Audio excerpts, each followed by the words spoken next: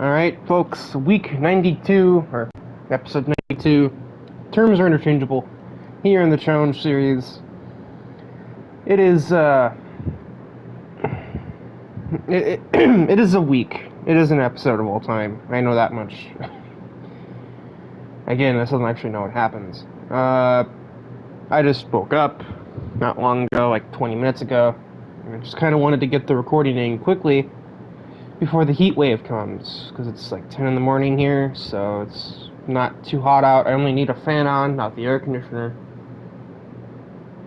But by the time the recording is over, it'll probably be in the mid to high 80s outside, and the air conditioner will be a requirement, and that will make commentary way more difficult than it needs to be. So, without wasting too much time, into the first race we go. We are green for the first race of the week, and it is 600 class at the Grand Valley short layout. I can't remember if it says East or something else in this game. It was East in the previous ones, but I don't think it's East in GT7. Gas. We were riding along with Natsuki Narashi in her basically initial D car. Lots of traffic going through the first sector here. Trying to have this race be with the driver names on screen rather than the car names. So I feel like for the most part, we should be pretty familiar with these cars by now. Then again, you should be pretty familiar with the drivers as well.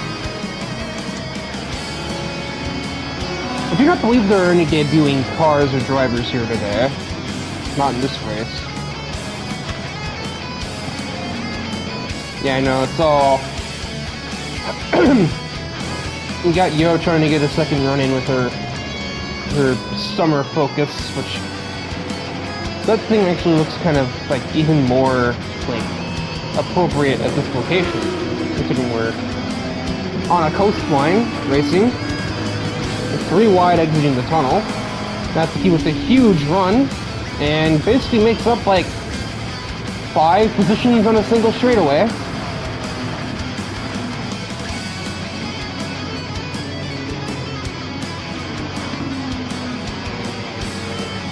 It's a little wide at turn 1 though.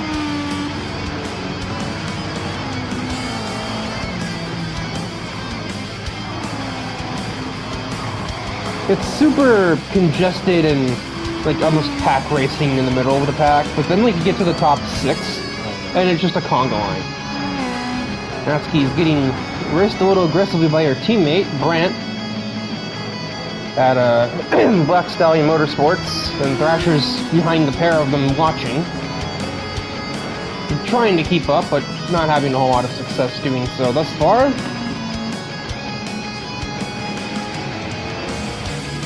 You know, she got a nose there, but couldn't get the car to bite in. She's already looking at the top third after, well, about a third through the race, yeah, make it appropriate time, I would say. Noir is going to easily outdrag that Mini Cooper, as Camaros are wont to do.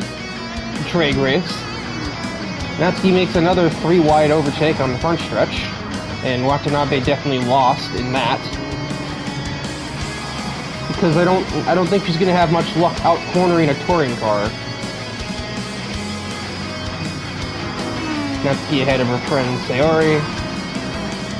And now looking at a podium, if she can get ahead of that Camaro.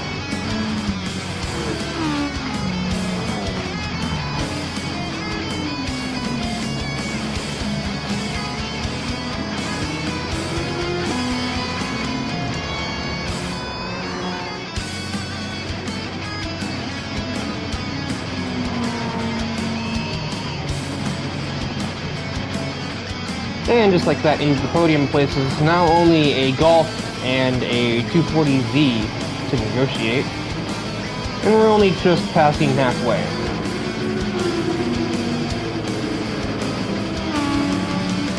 Natsuki's really making her money on the exit of the tunnel.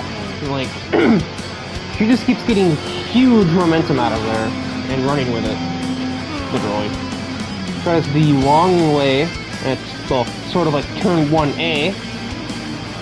But that's the inside for the real turn 1, and just like that, the fake initial D car takes the race lead away 4 minutes later.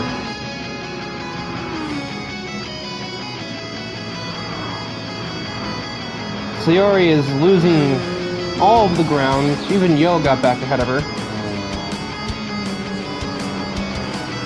And Yo was the car that was faltering early in the race.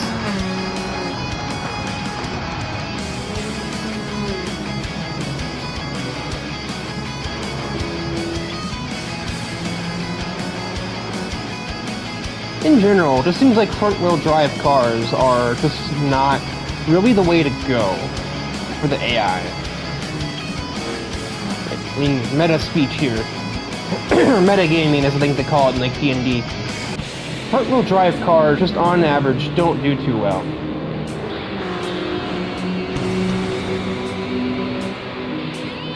Dedrick Schwartz is about to get an example as Noir is just gonna scorch ahead of him.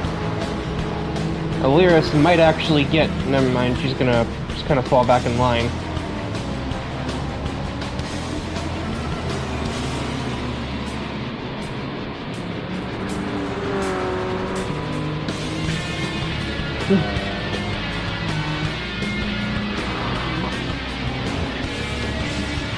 Had a cough and I just hit the PlayStation button instead of the mute button.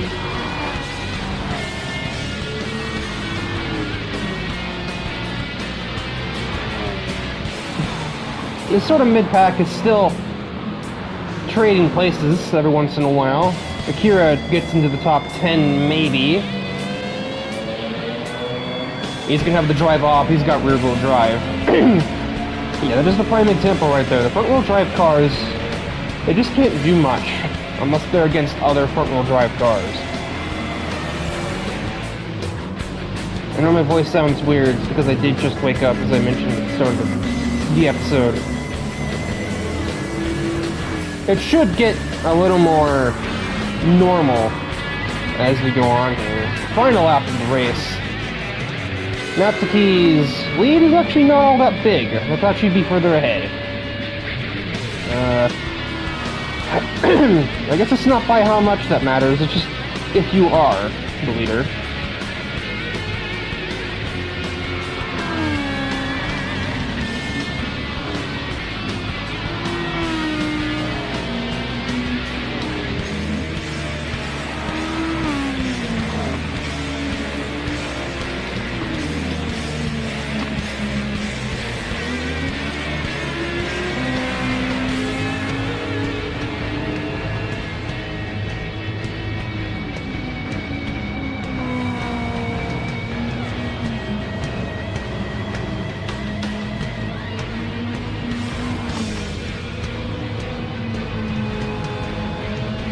And into the tunnel for the final time.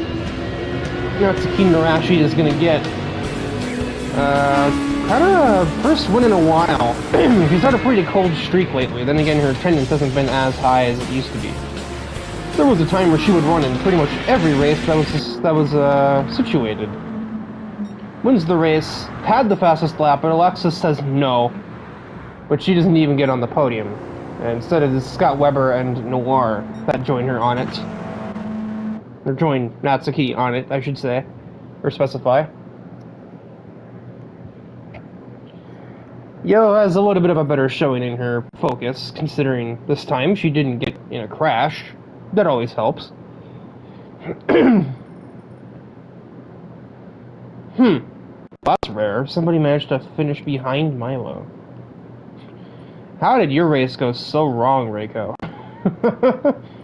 Oh boy.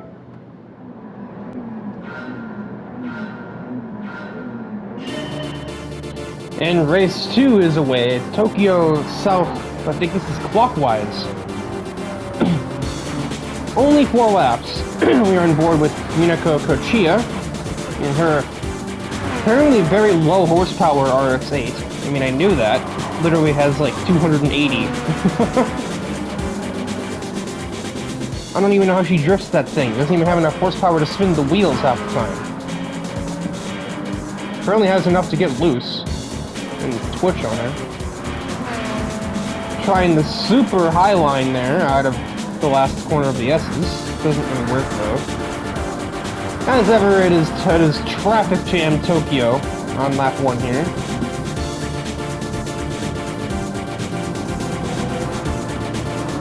Now she sneaks on the outside of a handful of cars, but something tells me that she's going to lose a lot of those places down the straightaway.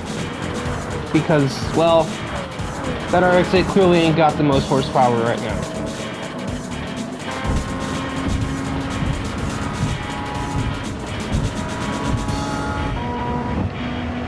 And you're awfully bold.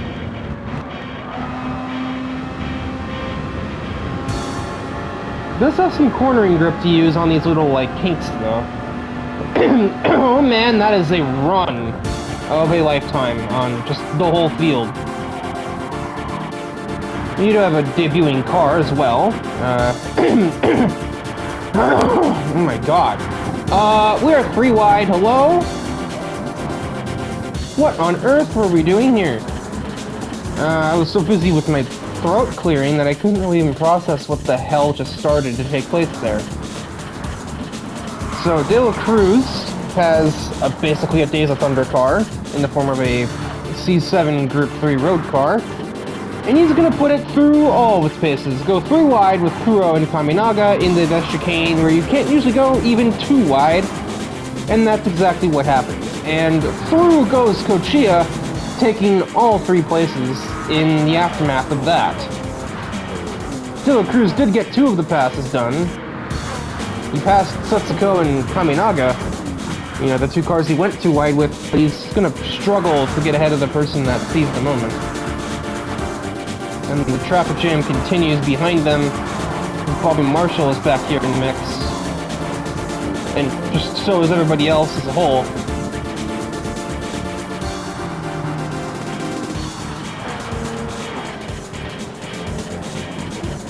Zed Essex looking for a way ahead of the MR2 of Kyozo Kitano. He's not made too many starts lately either. But he is a seasoned veteran of the Tokyo Expressways. It's been staticking this whole time, hasn't it? He is a known veteran of these expressways, so he's certainly going to be right at home here if he never left. But he's got to keep a literal concept prototype thing at bay. This is not something he deals with as a Shutoko wanderer, I'll tell you that.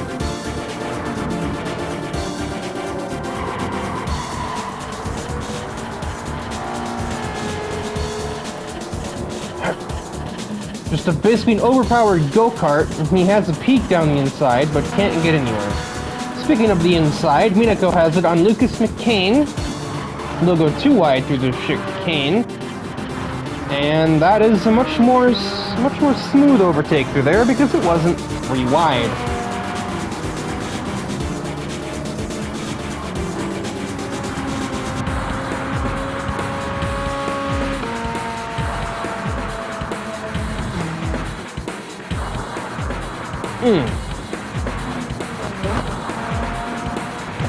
Now creeping up to the back of the fake Plymouth Roadrunner of Taro.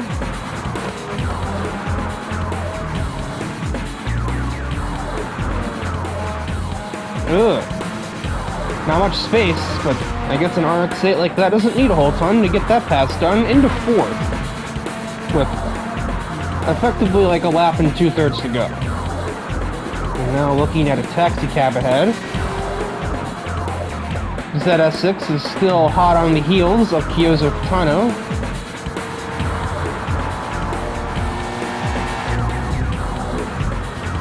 Gets kind of cut off there, though.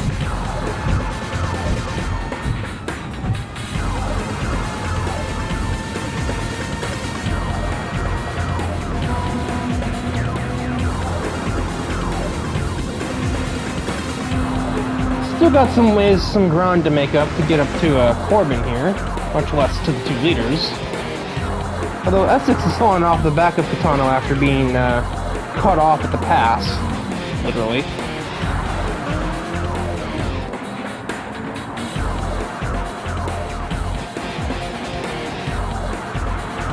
This thing's gotta be all but unstoppable in the corners, though. It just has no horsepower, so it can't do anything with the momentum it gets from a good corner. And so its run that it might get stalls out the second it reaches these sort of even slightly longer straightaways. The same is true to a certain extent of this battle for third place. The power difference between Dallas Corbin and Minako is a lot, but the cornering difference is even greater, and that allows Kochiya to get into the podium spots with just under a lap to go.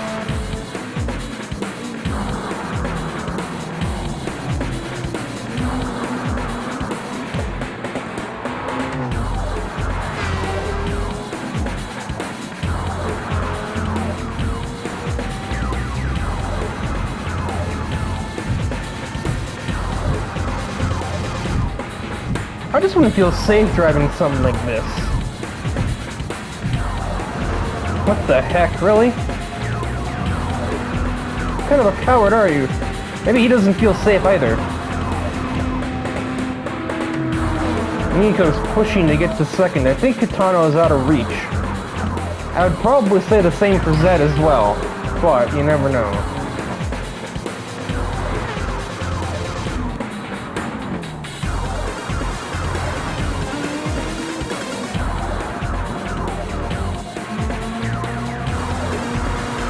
Feels like Kitano hasn't made a start in a while, but as I said before, you wouldn't think he ever left. As he comes out of the last turn, he is going to grab the W at Tokyo Expressway. Minako got right up to Zed, probably would have had him if there were a 5th lap, but is out of time. De La Cruz gets 5th place with his first race in his new fake Days of Thunder Corvette. He started right in the mid-pack, so that's a relatively productive day for him. His alliance partner, John Casillas, did not fare so well. The Sylvias just got dunked on today. 19th and 20th for the two of them. That's quite ugly. Unlucky. Or maybe they ran into each other, who knows. But on to the next one, I suppose. It's hump day. Why did I say that? Race 3 is away from Watkins Glen's short layout. It's weird because 675 class, what is going on there? 675 class is definitely, like, it would make sense to have them run the full layout, but why do few laps of long track when many laps of short track also works? I guess. I don't know. We are on board with Noir. I don't believe there are any debuting cars here. I don't remember. I don't think so, because they would be on my notes here, probably.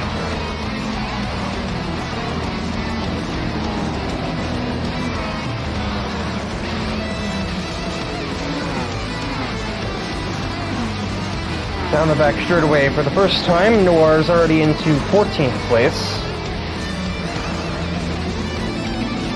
Check up a lot as she's caught behind two old rivals here.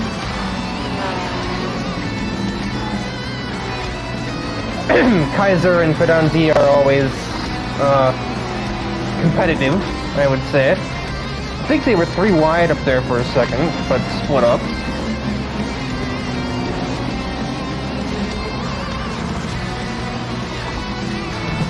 This has halted Noir's progress, having to wait for them to battle it out ahead.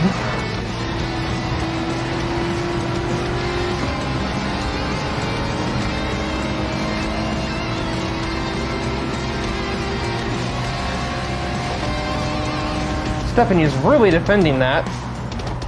Almost defends herself right into the back of Francesca's car. Instead turns out into an overtake somehow. Maybe, never mind.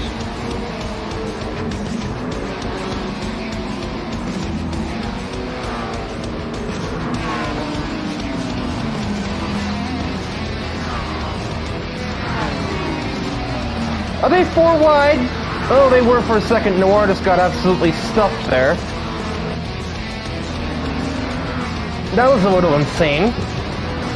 Yeah, they were 4 wide off the exit there for a second, and, well, Tetsuya just moved over a little too much. And, Noir got, dunked on.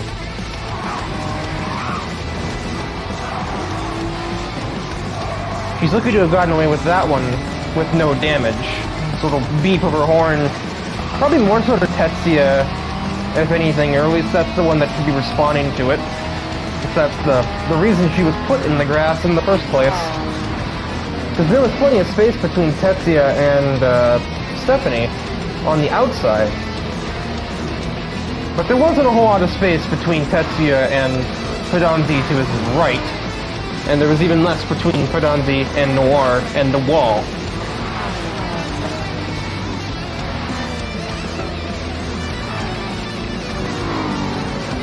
Apparently Noir's sister and teammate is following the former through the field. Around the outside, possibly of De La Cruz. Yes. Does get that done. De La Cruz does not manage to put a fender down the inside, so that pass is finished.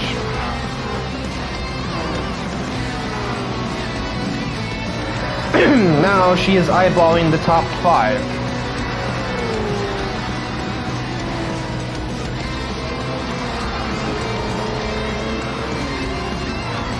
Now she's doing more than eyeballing it. She's about to be in it in a moment, because she'll probably get a much better run than Mulsanne out of the last turn just there.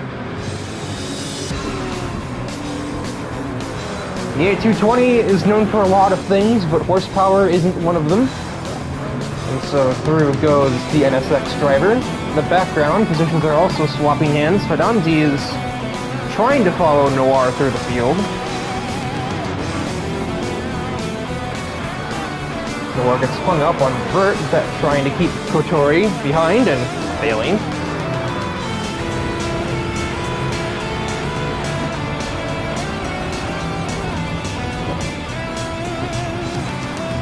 Well, I think Kotori expected a dive from Noir and runs into the back of her teammate, which just gives Noir the opportunity she needed to possibly pass both of the Mercury cars. And indeed it is. And now there's only one more overtake left to make.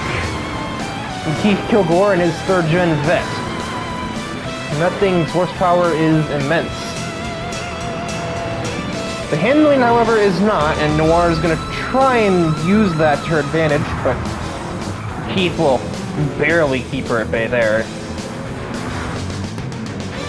Francesca is on the move. Now she's up to 4th place. She's tracking down Kotori. This is a mess back here. Kaiser down the inside of both Honoka and Lynette, and can only get the first one.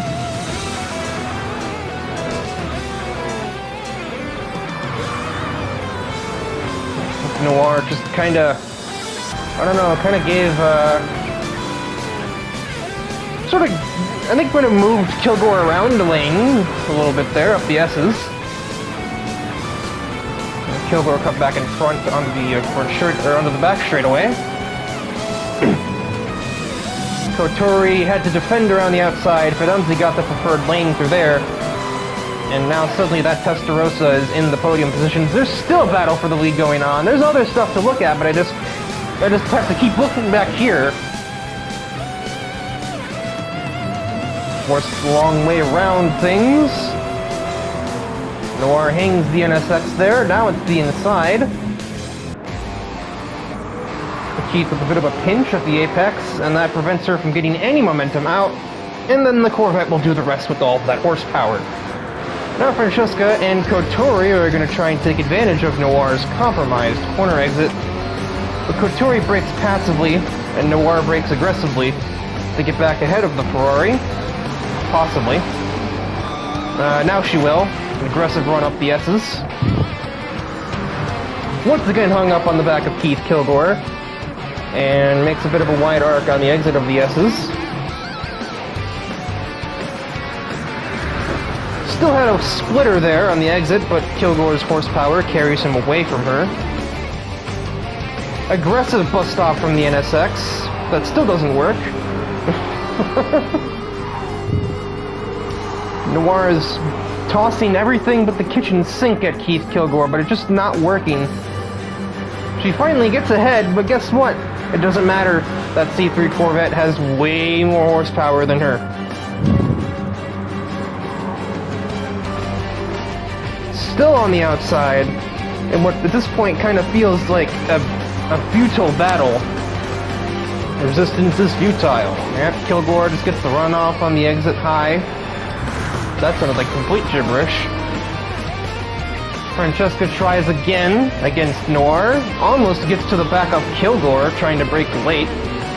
Misses a shift, and that's going to actually allow Noir to pull back ahead of the Ferrari once more. Feels like I'm getting deja vu here. This time she's clear at the apex of turn 3, and is ahead coming up the hill. Oh no. Oh god. Oh Jesus. That is ugly, and that is, I believe, well, certainly a DNF, might even literally be a total on that NSX, because that's a lot of damage to be taking to the back of the car. She was there, she got ahead, Kilgore got sideways, but then gassed it up really early somehow. Just opened up the steering too much? Yeah, that's the one that hit it. One of those two impacts probably just did it in. And then that third smack into the wall for good measure.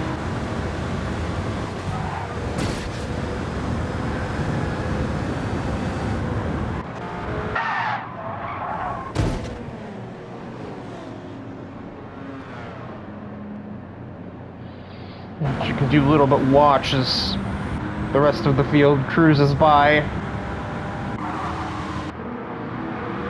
But since we were on the final lap, they didn't apparently red flag it or anything. It was a race to the finish line nonetheless.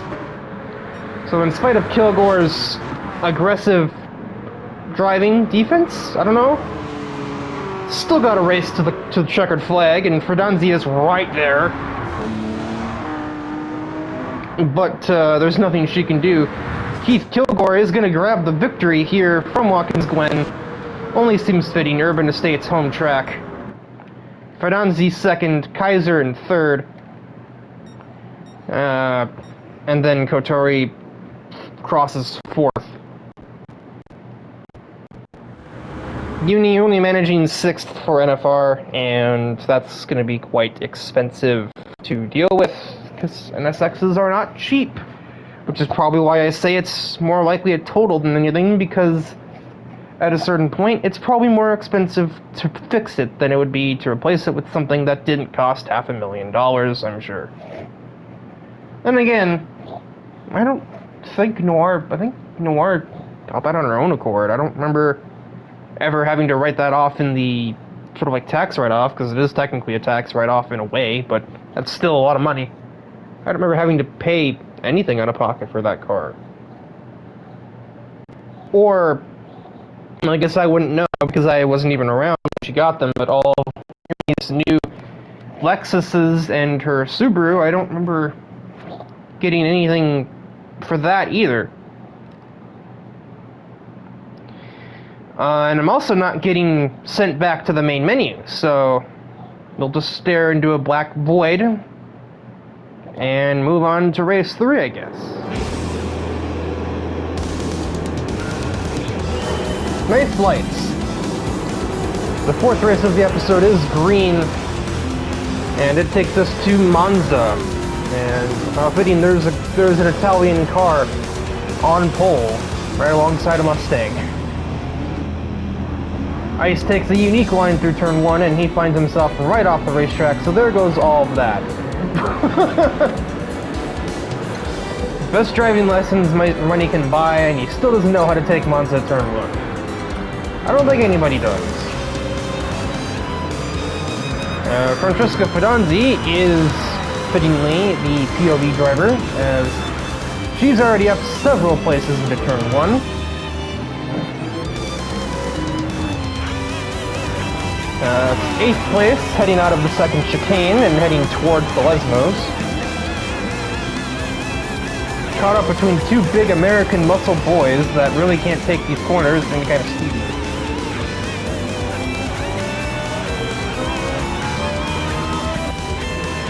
So we'll just do it the hard way and get them all on exit. Logan Cool is left absolutely stunned on the exit of the second Lesmo.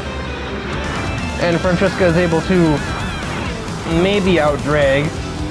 Oh yeah. Out-drag the Mustang with the better exit. My dad is currently putting pressure on Nolo Passaro as Nolo's buddy Torque is running away with it. Quite literally, just he's gone. He's already got like a 4-second lead. That is crazy. I guess it helps these two are fighting for position, but that Mach 40's just straight line speed is... it's right up there with Thrasher's.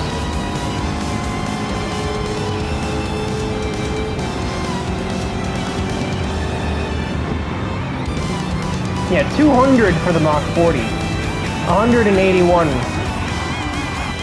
for those two. And even I think Brian Ice went faster, and he just gave Nolo a good one, Ice! Come on!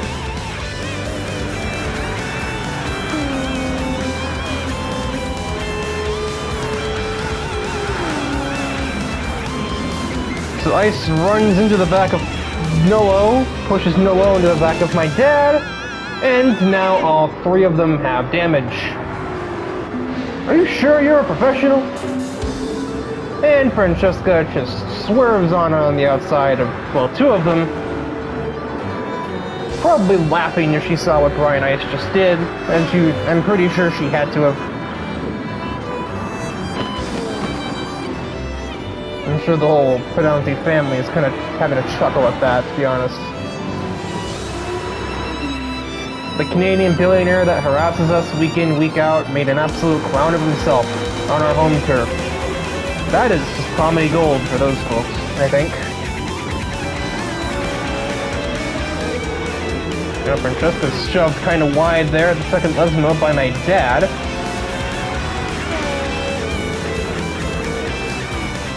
But the slipstream and a bit extra horsepower from the F430 means that it doesn't actually matter. And for Forza Ferrari, Francesca, too many Fs, makes her way into second place, but she's got quite a ways to go to catch up to that Mustang.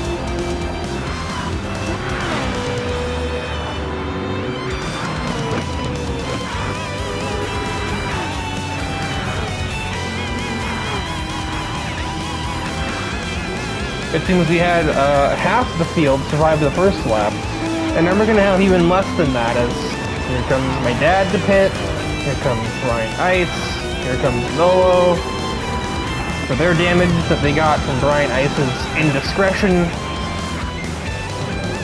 And so now just like that, we've actually had a grand total of, I think, 6 cars make it through lap 2 with no damage. Monza truly is the most expensive track in the Challenge Series. Holy shit, Francesca's already caught Torque. What the fuck?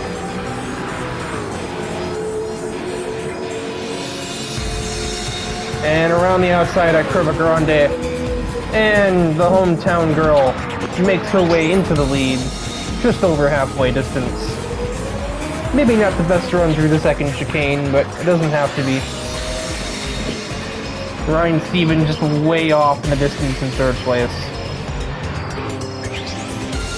Di Fuoco basically at war with his own car to stay in fourth. Atari fifth. Dante Wright is sixth. Brian Ice, did he not hit there, or did he get more damage? Okay, no, he hit there. And then... Brian, buddy, you got all that money, you can surely buy some better brakes. Oh, Jesus Christ. Anyway, while we look back to somebody who actually knows how to drive a race car. Might need a refresher course.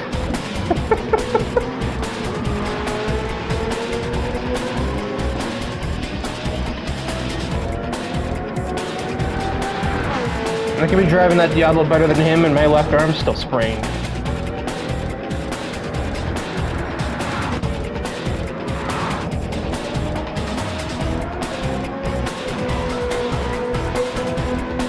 Through Variante Ascari. Why am I talking like it's the final lap? I've still got one more to go. But, I mean, with the gap he's already produced, it's hardly looking in doubt, all things considered.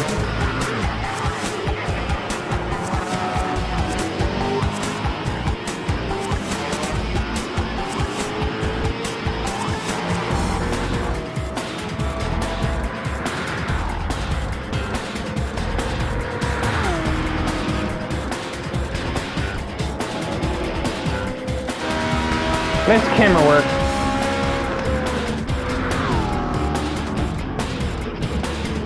Yeah, the Mustang's still gonna have an advantage down the really long straightaways. But the corner exit traction that Francesca is able to maintain is just impeccable. Gee, probably like she's been driving this track for a while or something like that, I don't know. It's almost like, I don't know, she lives here, maybe? Pretty much. Well, not lives here, but she lives in this country.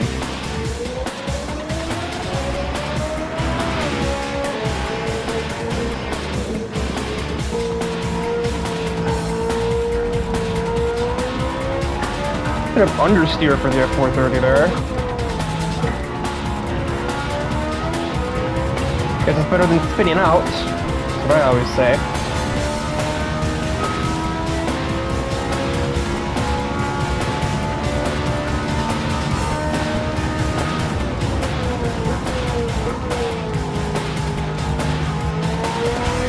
Through the Ascari S Chicane Hybrid. Oh, more understeer, but she keeps the car on the track. Kind of. Well, there's always room for a bit of chaos at Monza, but one thing is, some things just don't change, you know? And one of those things is the Scuderia Ferranti. They know their way around this place, and Francesca Ferranti is going to take the victory in front of the hometown Monza fans. Torque Maddox will get second place with a car that was clearly very well suited to this location. And it's actually just all American muscle behind Francesca until 5th place Nitri, and then Dante Wright with, again, an American muscle car of sorts. 6 cars made it through this race with no damage. And Brian Ice probably got through this race with a bit of pride damage. Can only wonder if he probably ran into the back of Gwozdowski on his final lap or something. I'm surprised they didn't come in last, since they had to make 2 separate pit stops. Unless maybe some of the cars back here did as well, although I'd probably expect better from old man Fenanzi unless he was run into.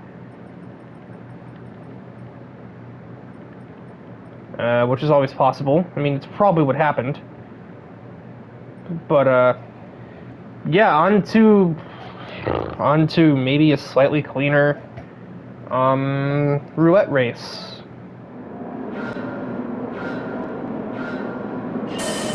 The roulette race is green for episode 92. And it takes us to the Nürburgring Sprint GP, or Nürburgring GP Sprint GP Sprint layout, the Nürburgring Sprint layout. We'll just go with that. Oh my god, I just had a mental breakdown.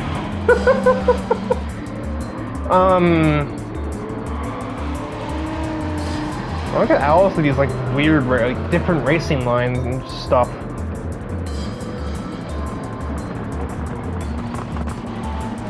Yeah, so the roulette race. This seems like kind of a small track for it, but then again, we've done it on smaller before, so maybe I shouldn't even be surprised that we had this plan. The onboard driver is Thrasher in his F50, the Loud Stallion. Sounds like a herd of cicadas from far enough away.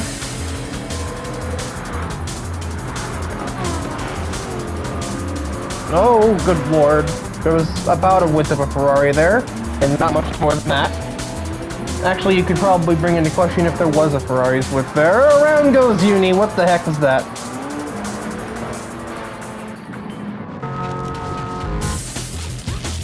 I hate that about the Nürburgring. She gives Corbin a bit of a tap. Oh, she just curb popped. I thought she was turned by De La Cruz there. Not gonna lie. It would only make sense if Tyler wrecks me and then Kilgore wrecks Noir, that De La Cruz would probably get wrecked by Uni just to complete the cycle.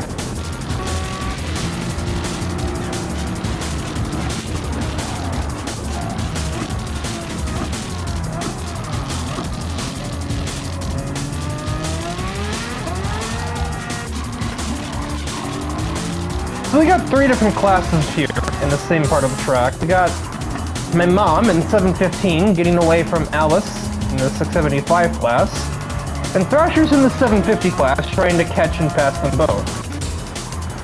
Veronica Katsuragi, meanwhile, is also in the 750 class, and she is making good on her escape plan, to say the least.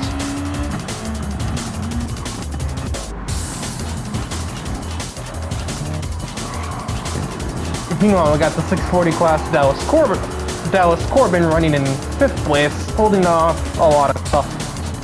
Actually, not a lot of cars. Really, only just Kotori, who's in the 675 class.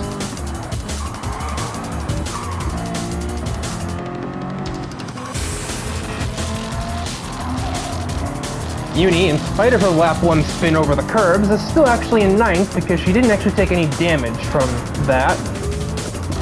Well, that looked dysfunctional.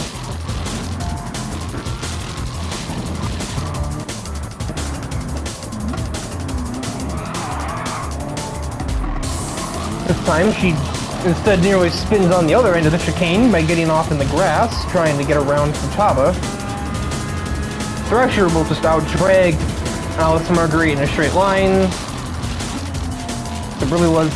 somehow Alice is kind of fighting back there, but I don't think that's going to do much. No. Gets the power down, and the horsepower difference is plain to see. I think Katsuragi might be driving a little bit conservatively. My mom is actually catching back up to her.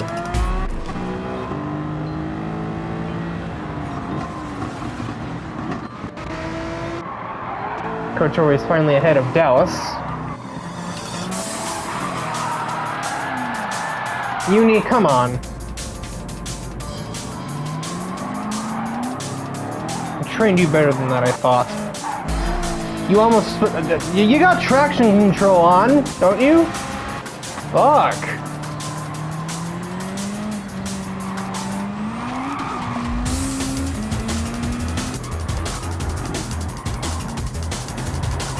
This race is just all over the place right now. We got the 3 600 class cars in the back, as you do.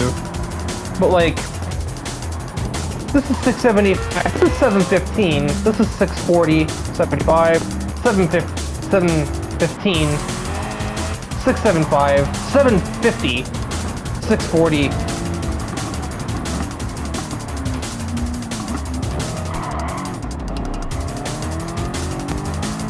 Technical difficulties, 675, 640, 715, 640, like, what is, okay, well, goodbye, Jesus. There's a Corvette engine for you, I guess.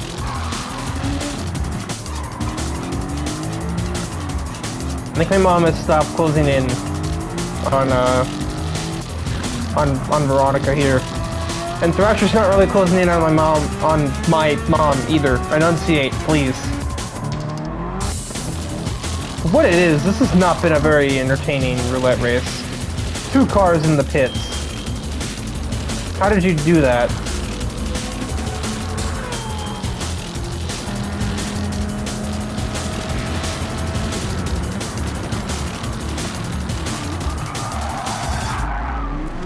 Oh, hit the apex, Bobby.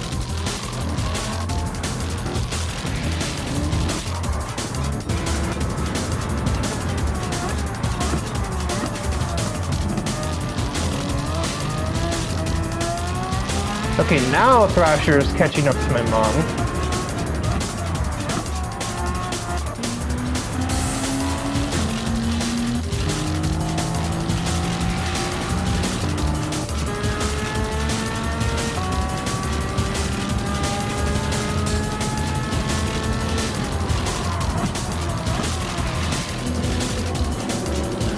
Alice is just still way off in the distance there.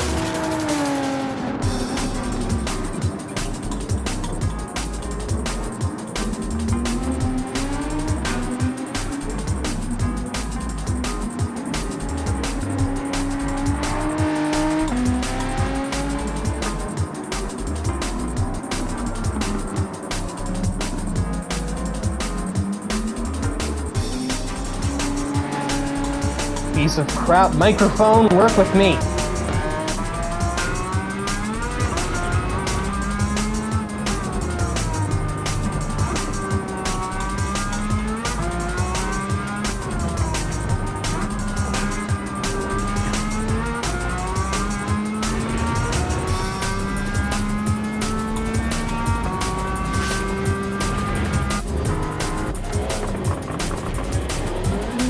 And we're just kind of idly getting through the last 2 laps here. Really, there's not a whole lot to report on at this point.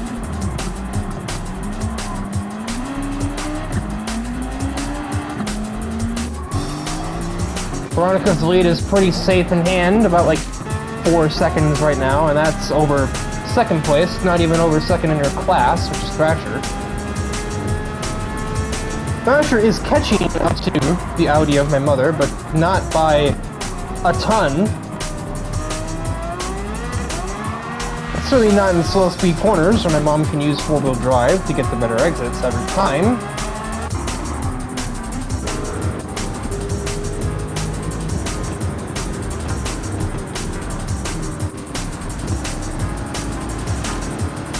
We still got a 640 class car in the top half of the field. Uni's trying to work on fixing that.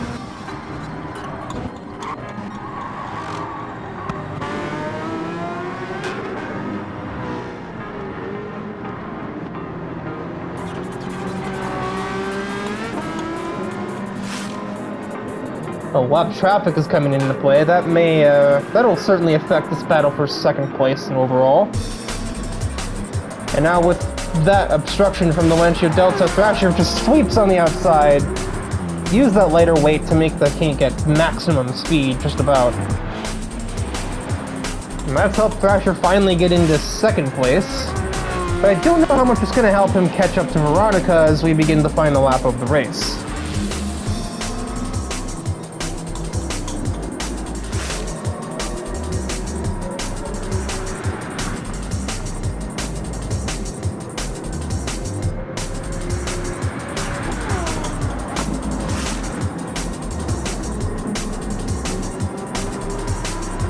Ivan Sodakov gives Thrasher 1 lane on the outside.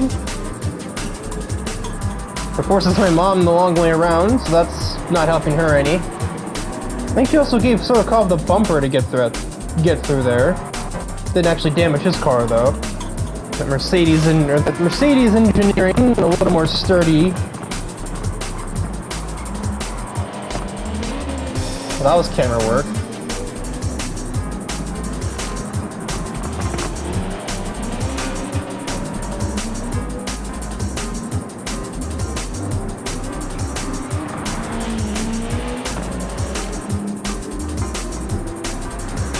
Well, Veronica took the lead at literal turn 1 after getting a much better run into the turn than Alice did.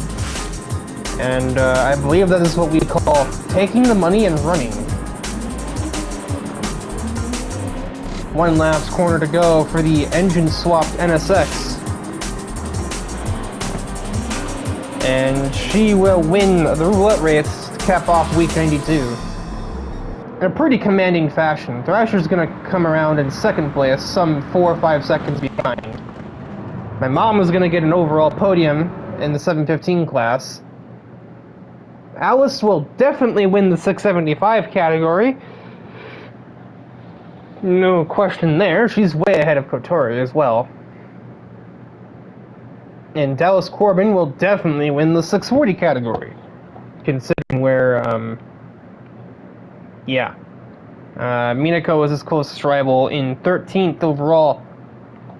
And she's currently in Sector 1 while Dallas Corbin is making his way onto the back straightaway.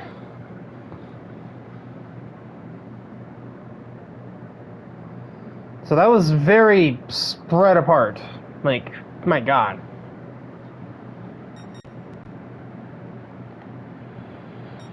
Usually you get some chaotic battles between cars you wouldn't see battling each other in the real life races, but here I don't think anybody was battling anybody.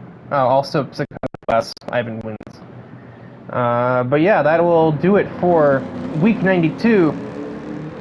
Well, let's have Ivan take us over the line as we cap off this week's festivities.